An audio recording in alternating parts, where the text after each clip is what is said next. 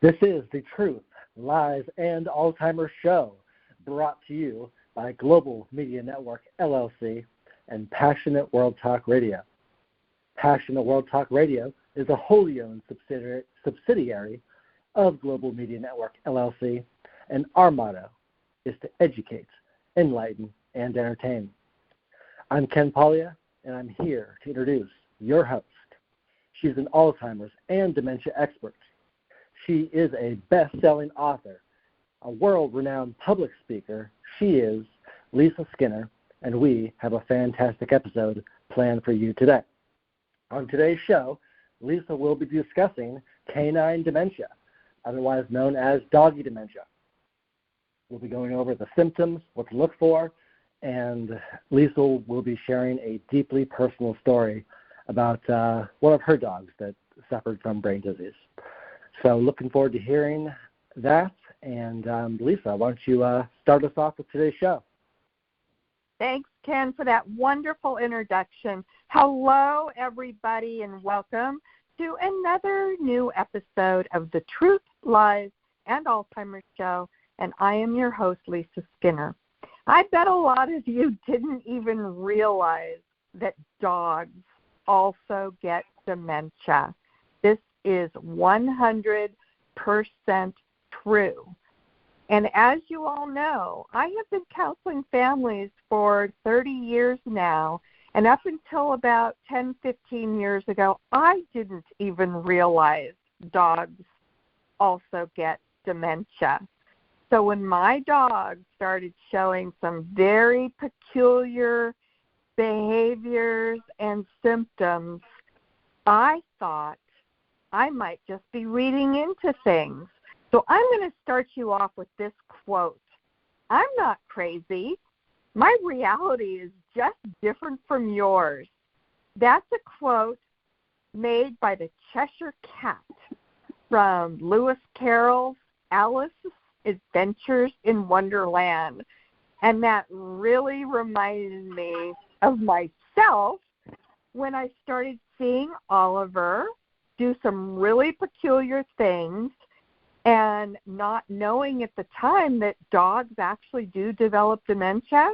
I thought, no, you're just reading into things because you've been working with humans who develop Alzheimer's disease and dementia for way too long. Okay, Lisa, you're just seeing things. But they persisted, so I decided to take them to the vet, and sure enough, dogs do get dementia. Doggy dementia is a condition related to the aging of a dog's brain, just like humans, which leads to changes in behavior and primarily affects their memory, their learning ability, and their comprehension. Sounds familiar? Moreover, clinical signs of dementia are found in, check this out, 50% of dogs after the age of 11. It is estimated that 68% of dogs will suffer from dementia by the age of 15. My Oliver started showing the symptoms of dementia at about 13 years old. And within months after really displaying some very odd behaviors and taking him to the vet who performed several cognitive tests on him, he said, Lisa, you're not crazy. Your dog is suffering from what we call canine cognitive dysfunction. In other words, doggy dementia. So let me narrate a story right out of my book that I wrote in honor of my Oliver. Oliver, Oliver, my husband yelled from the front door of our home. He was trying to get our 16-year-old cockapoo to go outside to go to the bathroom. But Oliver just stood there with this deer in the headlights look. He did not know what he was supposed to do. But it hadn't always been that way, of course. Oliver had always been a smart, funny, energetic dog for most of his life. I remember the first time I noticed a change in his behavior. We were at our house in the Sierra Nevadas, which was one of his favorite places to go because that's where he grew up. But this time he didn't seem happy at all. He actually seemed very anxious. And every few minutes he would get up from his dog bed and start pacing around the house. Over the next year, his confusion and anxiety worsened. That's when I took him to the vet and half-jokingly asked if dogs got dementia. Well, as a matter of fact, they do, but we don't call it that. We call it canine cognitive dysfunction, the veterinarian said to me. The vet said there really wasn't much we could do to treat Oliver's symptoms. Since then, we've been doing our best to manage his behavior. There were times where he went potty on the carpet, and I would initially think to myself, he should know better. But then I remember it's the disease causing the behavior, and I would tell myself, he's not trying to be a bad boy. He's trying to be a good boy. He's trying to please us. You know, we're all familiar with the saying, don't kick the dog. Or in other words, don't take your anger out on someone who's helpless and didn't intentionally hurt you. But I do see a lot of dog kicking in families dealing with Alzheimer's disease and other dementia-related illnesses. I see spouses acting resentful towards their partners, as if they blame their partners for getting brain disease. These spouses find themselves in a very difficult position, caregiving to a partner who can no longer fulfill his or her role. The very person they trusted to provide security and safety may now be childlike and helpless. But the important thing to remember is, as often as we need to, that these behaviors are not coming from the person we once knew. It's a result of the disease and what's happening to their changing brains. If our goal is to appreciate the remaining time we have left with our loved ones, patience and understanding is definitely a requirement. And it's not all that different from having an old dog who piddles on the carpet. Sometimes all you can do is laugh, forgive, and tell him he's a good boy. I'm going to add some further thoughts to this story. And yes, dogs do get dementia. I was not trying to be funny or flippant by including the story about canine cognitive disorder in my original book. I certainly would not want to diminish the experience of our friends and loved ones who do suffer from brain disease. But I do want to raise awareness of some of the symptoms associated with doggy dementia, regardless of whether they're exhibited by people or by our pets. Many of us do consider our pets family, so it can be very painful to see them decline mentally, just like we feel if it's one of our loved ones. Cognitive decline in dogs is like what we see in people. Canine cognitive dysfunction primarily affects memory, learning, and comprehension. Brain function is affected by the physical and chemical changes that happen with the aging process, just like in humans. But in dogs, there is no breed disposition. The dog's age is the biggest predictor. Dogs affected by canine cognitive dysfunction can exhibit the following symptoms and behaviors: wandering and pacing, acting dazed and confused or staring off into space, getting lost in familiar places, general confusion and disorientation, being restless for no apparent reason, not responding to commands that they once knew, and becoming withdrawn or disinterested in daily activities. These were all the things that I was seeing in my Oliver, and at first, because I didn't know dogs got dementia. I thought I was just reading into everything that I just read to you that I saw in my dog. So don't hesitate to take your pet to a doctor if your dog is experiencing similar symptoms. They may vary dog to dog. I'm actually grateful that my experience helping families facing brain disease allowed me to recognize similar symptoms in my Oliver. And I'm equally grateful that Oliver's veterinarian was educated in how to handle the disorder. If you have a dog, you probably hate thinking about negative things, such as the signs your dog may actually be developing dementia. But part of being a good pet owner is to acknowledge that our pets do get sick and they do age. And the more we can learn about all of the above, the better we can take care of them.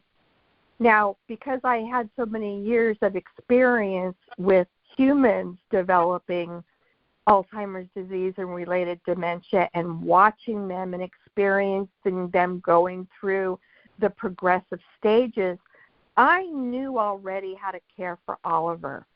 And he was a joy his last 5.5 years of his life. Yes, he lived till he was 18.5 years old. He had no health problems. But to be honest with you, the poor little guy did not know what planet he was on. So we just had to help him along with that. Doggie dementia, otherwise known as canine cognitive dysfunction, is very similar to Alzheimer's disease in humans. If your dog has it, they may start to show signs of confusion, anxiety, listlessness, and other neurological-based problems, but usually not until they're older. Again, starting at about age 11, according to veterinarians. Age of onset can vary greatly based on individual breed characteristics. However, we commonly see signs of canine cognitive dysfunction in dogs 11 years or older. That's what Dr. Emily Wilson of Fuzzy Pet Health told Bustle magazine. Subtle initial clinical signs can be noticed, though, as early as 7 years of age in some dogs. The good thing is, if you notice signs of dementia, there are ways to help your dog feel better and stave off worsening symptoms. One of the best things is regular environmental enrichment and mental stimulation, says Dr. Wilson. This can include food puzzles or some simple low-stress training to help engage their minds on a daily basis. We do this with our human friends. Regular low-pack exercise is also really important, and it will also help maintain a healthy weight as well as mental stimulation. There are special diets, natural supplements, and medications your vet can recommend if need be. If you're worried about your dog's health and you notice these changes or want to know more, go ahead and make an appointment with your veterinarian. Now I'm going to share with you some of the signs of doggy dementia to watch out for as your dog gets older. Watch for aimless wandering. Watch for changes in how they interact with you. Watch for them having accidents in the house, and they hadn't done that since they were puppies. Watch for sleeping more or sleeping at odd hours. New aggressive behaviors. Loss of direction when you take them out for walks. They don't seem to know where they are. Lack of interest in play. Pacing and whining, that's very common. That was probably one of the first things that Oliver started doing, was just pacing back and forth, back and forth. He would often stare off into space. I remember that distinctly. He would walk into the corner of a room and just kind of seemed to be stuck there. He didn't know how to pivot to go into a different direction. It's like he was facing the wall and he didn't know what to do or where to go after that. So I'm going to continue with a checklist for what to look for if you suspect that your dog might be developing doggy dementia. Again, the pacing back and forth, turning in circles, getting lost in known places, staring into space or walls, suffering from disturbed sleep, wandering or crying at night, walking into corners or other tight spaces and just staying there, appearing lost or confused, waiting at the hinge side of the door to go out, failing to get out of the way when someone opens a door, failing to remember routines, or starting them and getting only partway through that routine, barking for no apparent reason or for extended periods of time, ceasing to bark when he or she used to be very noisy, forgetting cues and trained behaviors that they once knew, having motor difficulties like difficulty backing up, aside from it being a physical problem, startling easily, getting less enthusiastic about toys or quitting playing altogether, just showing no interest in life. Startling easily, getting less enthusiastic about toys or quitting playing altogether. Repetitive behaviors, having trouble with eating or drinking, like can't find the bowl, or aiming the mouth, keeping food in the mouth and not swallowing it, losing their appetite, failing to respond to his or her name, having difficulty getting all the way into bed, just kind of stop halfway into their bed, trembling for seemingly no reason, just falling off of things like they have no balance, getting trapped under or behind furniture, sleeping more during the day, sleeping less at night, forgetting all about ever being house trained, having difficulty learning anything new, seeking attention less and becoming more withdrawn, acting frightened of people that he or she once knew, having trouble with stairs, getting generally more fearful and anxious. So, if you notice any of these symptoms, and your dog is at least 11 years old, then I recommend you take your dog to the vet. There are some simple cognitive tests that your vet can perform to test to see if the dog is developing dementia. And just like with our human friends, not every dog experiences canine cognitive dysfunction in the same way. We have a saying in my industry, if you've met one human with Alzheimer's disease, you've met one human with Alzheimer's disease. It's exactly the same with dogs.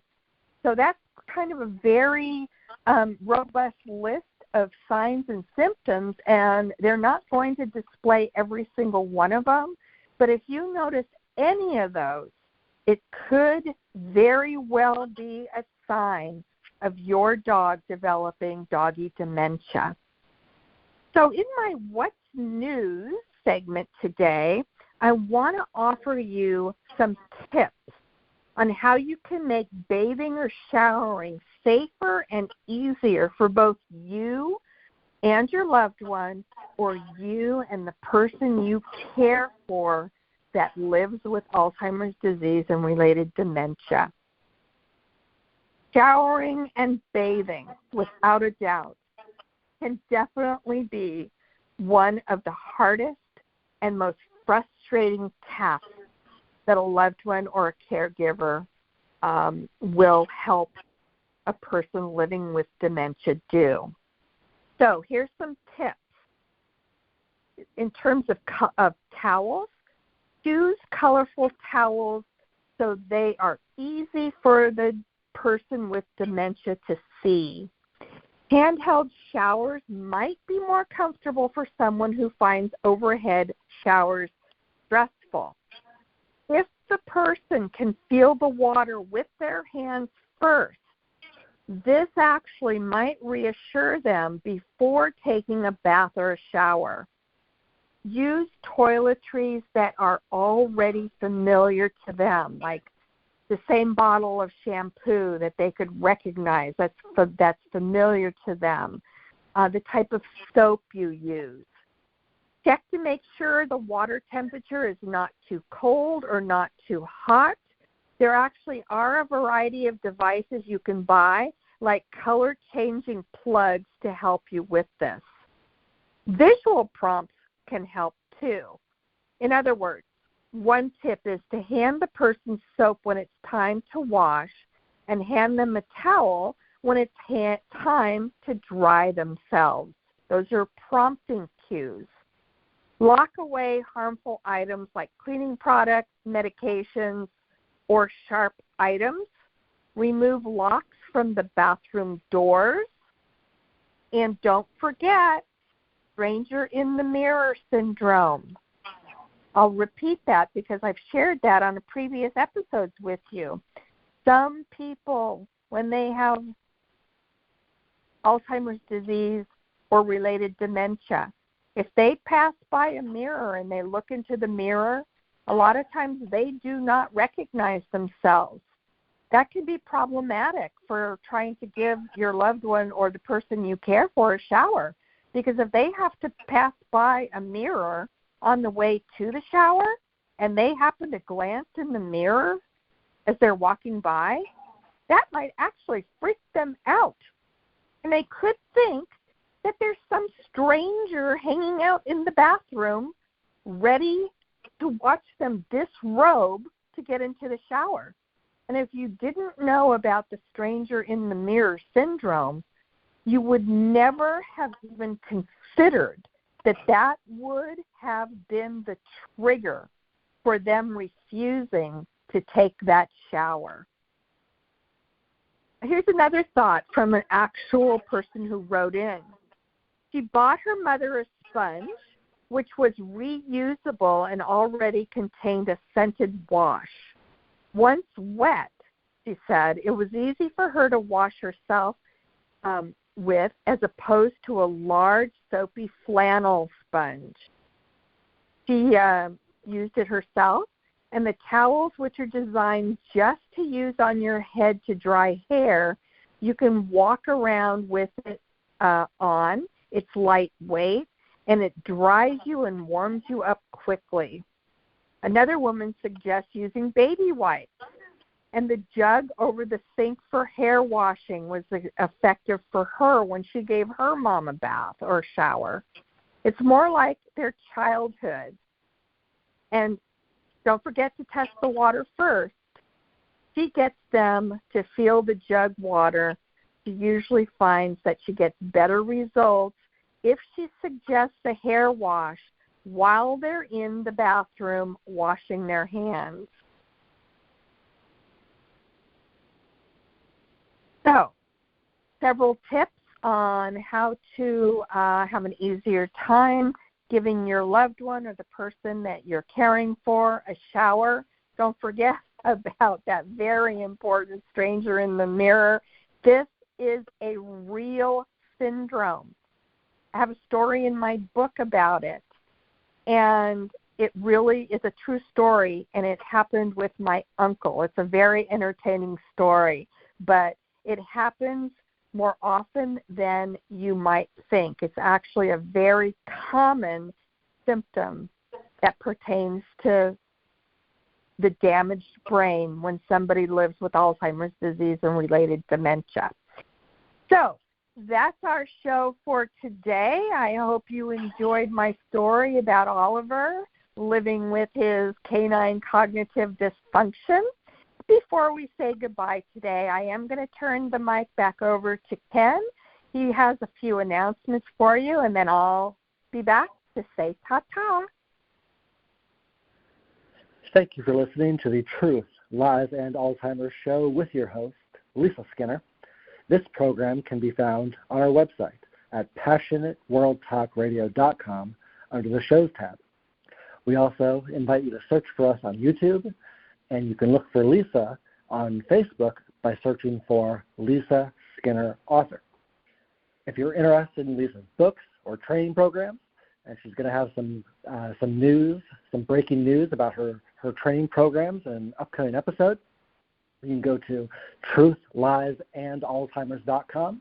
So be sure to tune in the next few episodes to learn more about those. And Lisa's books are available on all major book-selling platforms, including Amazon and Apple Books. And with that, Lisa, close us out. Yes, and I want to make one other announcement. I'm not going to go into a lot of detail about it, but in addition to launching my brand new training program, which is going to happen on January 23rd, I am assembling a team of expert speakers who will all come together at the global summit that I am in the process of organizing. Save the date, January 23rd. It's going to be a variety of speakers who are experts in the field of living with Alzheimer's disease and dementia.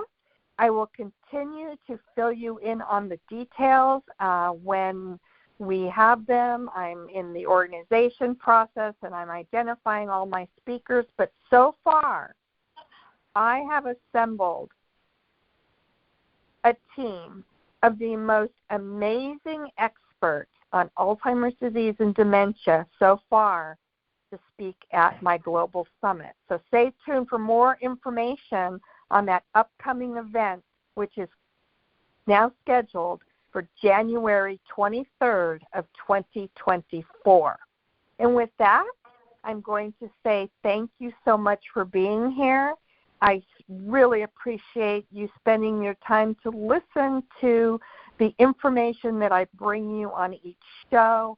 I pray that this information is valuable and useful for anybody who's listening to it and makes your world a little easier to bear if you are on this Alzheimer's journey. Thanks again for being here. I look forward to being back and presenting another brand new episode for you next week. Take good care. Bye-bye for now.